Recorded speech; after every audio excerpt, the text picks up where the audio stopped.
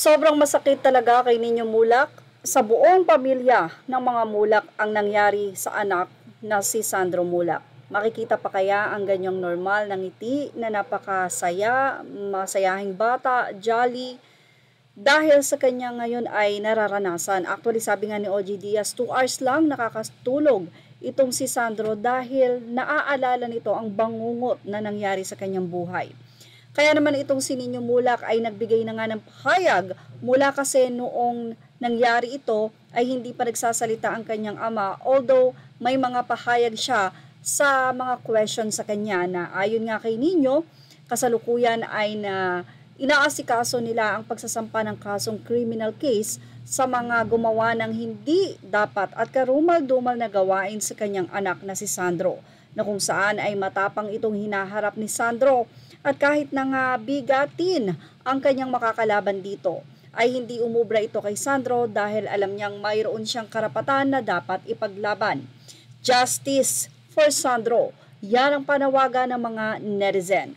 At para sa ama at sa magulang, sa ina, sa mga tita, sa mga mag-anak na nasasaktan dahil kay Sandro, na ang dapat sanang magandang gabi ng kanyang inatina na party ay naging dahilan para magkaroon siya ng isang bangungot sa buhay na mapakahirap kalimutan.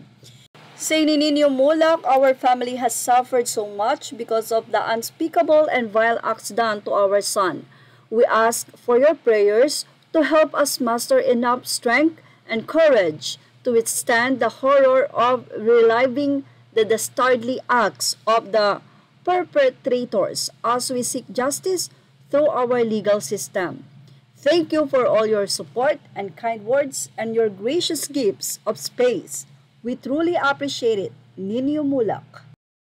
Mahaba-haba pa ang usapin sa nasabi nga pong issue na ito, lalo na nang maglabas ng kanilang panig naman ang sinasabi na suspect sa di umano ay pangmumolesya.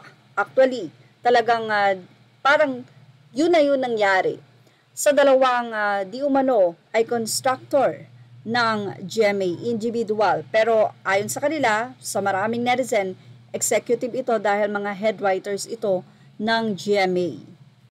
Kaya naman panawagan ni Ninyo na sana nga daw ay kasama ng mga netizen ang panalangin mula para sa kanyang anak, na ngayon ay unawain kung hindi pa sila makapagsalita dahil nga may gagawin ngang formal na pagpa-file ng kaso. At actually sa sinabi ni Ninyo, unspeakable ibig sabihin talagang parang hindi mo masasabi yung ginawa dahil parang karimari-marim na gawa ng isang tao para dun sa batang-bata na dapat ay iniingatan mo ang kinabukasan.